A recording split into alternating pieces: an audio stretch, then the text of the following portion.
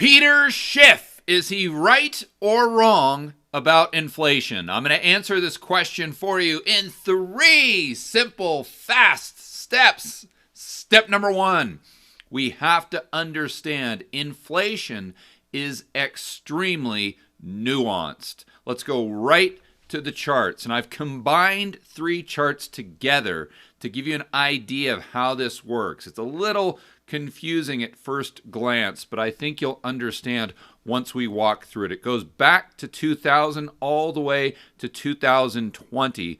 The left-hand side indicates the dollar index, the DXY, going from 80 all the way up to 115. On the right-hand side, that is the S&P 500, from 500 all the way up to 3,000. So let's start with the United States dollar. That's what everyone thinks about when they hear the word inflation. So this is the dollar on the DXY compared to a basket of other currencies, mainly the euro. In 2000, at 110, goes up a bit, then comes all the way down and kind of trends down until we get to 2008. In 2008, it jumps up during the GFC, but then goes right back down to a low at 80. And I think this is a monthly number. So during the month, it could have got a lot lower than that. I think it went down to 75, if not a little lower. Since 2010, the dollar has gone straight up to where it is today, over 100 once again. So if the United States dollar is getting weaker and stronger over this time, you would think that inflation as measured by the CPI, so the prices of the stuff you buy on a daily basis, would also go up or down. But you would be wrong. Let's look at the CPI itself compared to the United States dollar. The CPI is represented by the blue line, which basically goes straight up from left to right without skipping a beat, except for a very short time in 2008 where it notched down just slightly. But look at 2008 all the way to 2020. It pretty much just goes straight up uninterrupted, while at the same time the dollar from 2010 to 2020 has gone up as well. How is it possible for the dollar to go up and inflation and consumer prices to go up at the same time? But let's take it one step further and look at the S&P 500 compared to both. Starting in 2000, the S&P goes down. We know the crash of the dot-com bubble. In 2002, it hits a low, then goes up till we get to 2007, 2008. The GFC comes crashing all the way down till we bottom out around 2009. Since that time, it's done nothing but go straight up. So if the dollar was correlated from a standpoint of inflation to the CPI or to the S&P 500, if the dollar is going up, the S&P 500 should be going down. If the dollar is going up, the CPI should be going down. And we can see based on this chart that it doesn't always work that way. In fact, throughout the last 20 years, many times they've done the complete opposite. And I'd also like to throw in housing. I didn't chart this because I didn't want the chart itself to get too confusing. Let's remember in 2006, we hit the peak for housing prices in the United States, and we hit a low in 2012. What happened to the dollar during that time? Did it go racing higher? No, of course not. It actually went down during that time, and you can see that consumer prices went up during that time. So my point with this chart is when we talk about inflation and whether or not Peter Schiff is right or wrong, we have to first separate asset inflation from foreign exchange inflation or CPI inflation.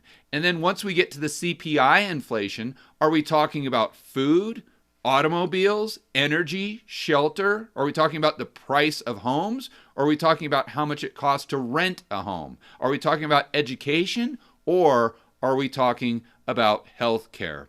To dive into these nuances a little further and to hear from Peter Schiff himself, let's go straight to one of his recent podcasts. But as far as how prices can change in an inflationary environment, oh yeah. I mean, look, I went over this on the last podcast.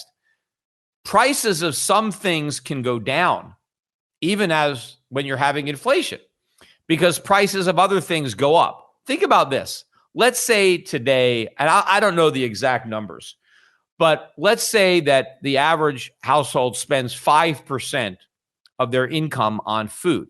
Let's say it's a very small expense. And let's say the price of food goes up so much that now people have to spend 50% of their income on food. Well, if you're spending 50% of your income on food, there's a lot of things that you used to buy that you're not buying anymore. And so if a lot of people are now in the same boat, spending half their money on food, and now they're not buying a lot of other things, then the price of those things could go down. But it doesn't matter to the people who are spending half their money on food if the price of the things that they can no longer afford anyway have now gone down. And so you're going to have that. I mean, that's one of the reasons I think real estate is going to do so poorly, is because I think people are going to have to cut back on what they can pay in rent. I think people are going to end up renting out rooms and taking, families will be sharing houses, things like that. And because they need money, they need to free up money for food. And other things are going to get more expensive during inflation. So yes, you can certainly see things that come down in price in an inflationary environment. Now, of course, if there's hyperinflation, right, everything is going to go up in price, except that some things are going to go up in price much faster. So in hyperinflation, the price of food will go up much more, let's say, than the price of a house, right? The price of a house might go up 10% and the price of food might go up 1,000%. Step number 2, to understand whether or not Peter Schiff is right or wrong about inflation, we also have to understand deflation. There's nuance to this as well. When most people say the word inflation, they're referring to prices going up. When most people talk about deflation today, they talk about asset prices in debt. So to be very, very clear, as I'm talking about inflation or deflation for the rest of this video, I'm going to be referring to consumer prices like food, energy, shelter, education, healthcare, transportation, entertainment, and taxes. We can't forget about that. So to understand deflation a lot better and why some people and a lot of economists today see deflation as the boogeyman, let's look at two completely separate economies. On our left, we have an economy very similar to the 1800s. So very little debt and low regulation. In this economy, we have 3 farmers. One guy is growing cows that look like rabbits. Another guy is growing corn, and another guy is producing cotton. And because they're producing a lot, it frees up other people in the economy to do things like becoming a doctor, a plumber, or a carpenter. In this type of economy, consuming equals producing.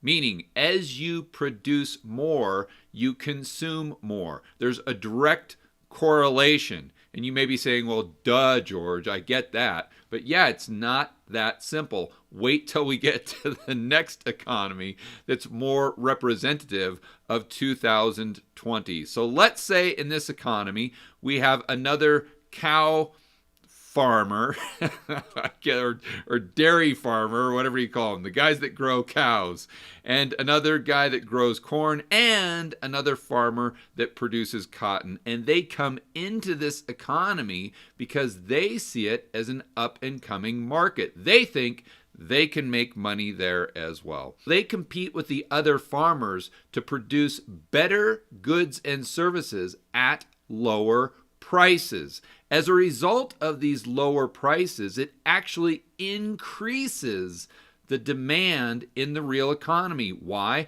Because the doctors, plumbers, and carpenters can buy more cows, they can buy more corn, and they can buy more cotton. Or they can take the money that they saved by buying cheaper cows, corn, and cotton, and they can spend it on other things in the economy. This creates a better standard of living, and for the farmers, it creates more sales, just like we see today in electronics. So in this type of economy with low debt and low regulations, the more stuff that is produced, the lower the prices. This increases the demand. This is what the real economy and free market capitalism is all about. And let's remember, from the year 1800 to 1900, prices went down by 50%, while GDP, nominal GDP, and nominal wages went up. Now let's go over to the high debt, high regulatory economy that we have today. Same farmers producing cows, corn, and cotton, and we have the doctors, plumbers, and carpenters. But this time, the consuming is a lot different than it was in the older economy. Before, we had the amount of consumption in the economy, a direct result of the amount of production. But to be clear, now in 2020, in a high debt, high regulatory economy, the amount of consuming is more a result on debt or access to debt, cheap debt, and asset prices being inflated. And it has a lot less to do with the amount of productivity or the producing of goods and services. So in this type of economy, when you have lower prices, it decreases the amount of demand, which lowers the amount of sales. In other words, what drives this economy is debt and asset prices because it's been financialized. Therefore, if you have lower debt, lower asset prices, it decreases the amount of demand. Where in the older economy, debt and asset prices have nothing to do with demand whatsoever. The key component of demand in the older economy is how much stuff the economy can actually produce. So the argument the deflationists have today is there's so much debt in the system and asset prices are so high that they want to deflate. They want to come down in price. If that happens, there's going to be less demand in the real economy, and that's going to bring down consumer prices as well. When we go into step number 3, I'll tell you what they might be missing. Step number 3. This is what nobody is talking about, but it's the key to understanding whether or not Peter Schiff is right about inflation. So everyone looks at the demand side of the equation, but they forget the supply side, and that is crucial. To illustrate my point, let's look at another example economy. In this economy, there are only 2 goods and services. We have 3 McDonald's restaurants and 1 airline. And the airline just goes back and forth between Miami and Los Angeles. So we'll start with franchisee Frank. He owns all 3 of these McDonald's franchises. So what happens to Frank if we have less demand in the economy? To understand these crucial details, let's go right to a P&L of an actual McDonald's franchise. The average McDonald's restaurant generates $2.7 million of revenue per year. Cost of goods sold, $918,000, which represents 34% of the gross revenue. So gross profits would be 66% of that, or $1.782 million. But I want to point out that crew payroll is $540,000, manager about $100,000, and then payroll taxes, $54,000. You add that up, and we've got roughly $700,000 going to employee payroll, which is 26% of their gross revenue. This is really important because McDonald's pays low wages, usually around minimum wage. So there's not a lot of room for them to drop their wages if their revenue goes down. There are some line item costs that have flexibility, but once we get down to the non-controllable expenses, they're pretty much fixed. We've got rent, insurance, taxes, which most likely will go up, and we have depreciation, interest, etc. So the bottom line is the McDonald's franchisee walks away with about $150,000 at the end of the year, which is a 5.7% profit margin.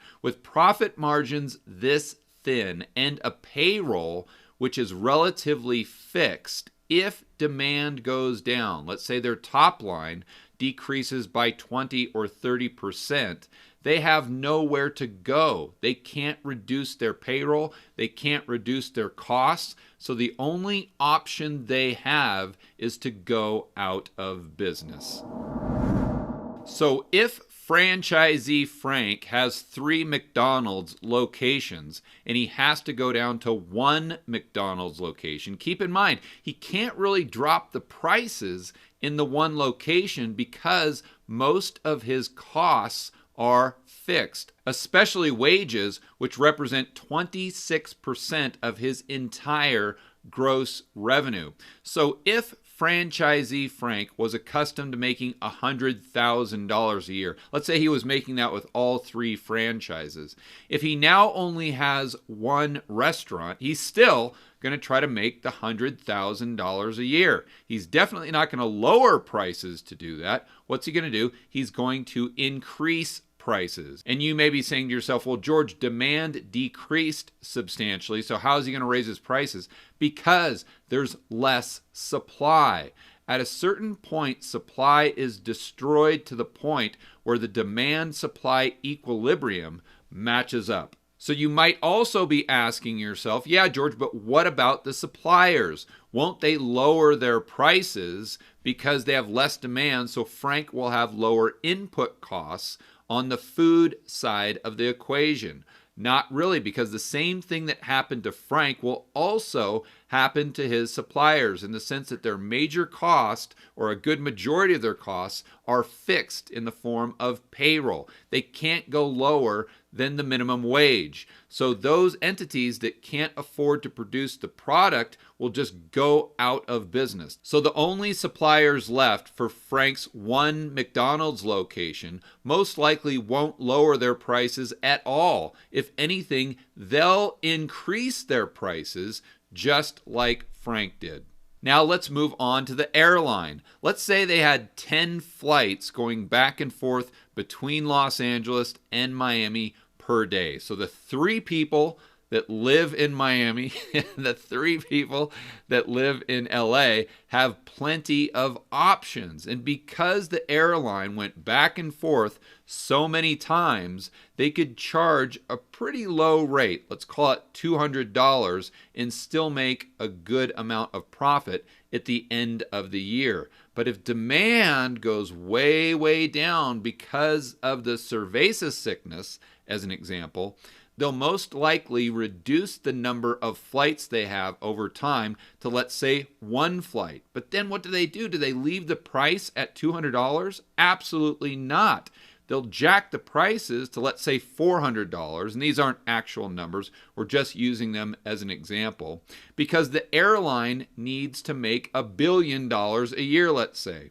Because they've got shareholders. They don't want to reduce their annual revenue. They don't want to reduce their annual profit. So they'll do anything they can to maintain the level of profit, if not increase. So the 10 flights go down to 1 flight, and the price of the 1 flight goes up.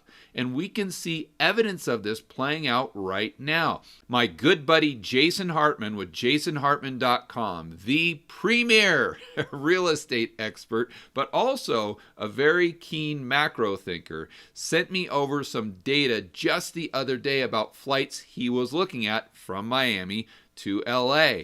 And what do you think happened? Editor, throw up the chart. Sure enough, the prices were pretty stable, but then the cerveza sickness hit and prices plummeted from, let's say, $250 all the way down to under $100.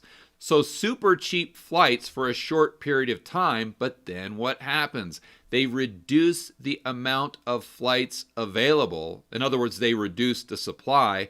And what happens to prices? They go up even higher than they were prior to the cerveza sickness when there was a lot more demand. And let's not forget, when things open back up, there will most likely be a lot more costs associated with doing business, not just in the restaurants, the airlines. You can go down the list. They're going to have a lot more regulations and a lot more compliance. Why? Because they need to reduce their liability. What happens if someone goes to a restaurant, a McDonald's, it's open back up, they get the cerveza sickness, and then heaven forbid they pass away? You think there's not going to be a lawsuit involved there? So their insurance costs are going to go through the roof. It's one of the reasons healthcare is so expensive in the United States. And you'll most likely see the exact same thing playing out in restaurants, airlines, etc. With the additional costs, how are they not going to increase their prices without going out of business? And at the end of the day, the cure for low prices are, you got it, low prices. Oh, but wait, there is more. Let's not forget about Insolvent Sam. He is up here. Looks like he is completely wasted. Got the jug of moonshine right there. So he is definitely your drunk, insolvent Uncle Sam. That is for sure. And he's also holding a sign or a kite. I'm not sure what it is, but it says, "I love heli money." So I'm assuming insolvent Uncle Sam is talking about helicopter money. He loves helicopter money, and there's no disputing that, because the more helicopter money insolvent Uncle Sam can rain down on the entire economy, the more votes he buys. So as the supply of goods and services in the real economy is shrinking over a long period of time, most likely putting upward pressure on prices, we also have UBI, helicopter money, MMT, whatever you want to call it. We have more currency units in the economy circulating, chasing fewer goods and services. The result of this over time is always the same, and that is consumer price inflation. So to answer the question, is Peter Schiff right or wrong about inflation? I would answer by saying, if you're talking about consumer price inflation in areas like food, energy, shelter, education, healthcare, transportation, entertainment, and taxes, because let's remember, as the economy goes down, your drunk, insolvent Uncle Sam will be jacking taxes up for sure. But if you're referring to these things over a long period of time, I definitely think Peter Schiff is going to be proven right, and prices for these items will go up. For more content that'll help you build wealth and thrive in a world of out-of-control central banks and big governments, check out this playlist right here, and I will see you on the next video.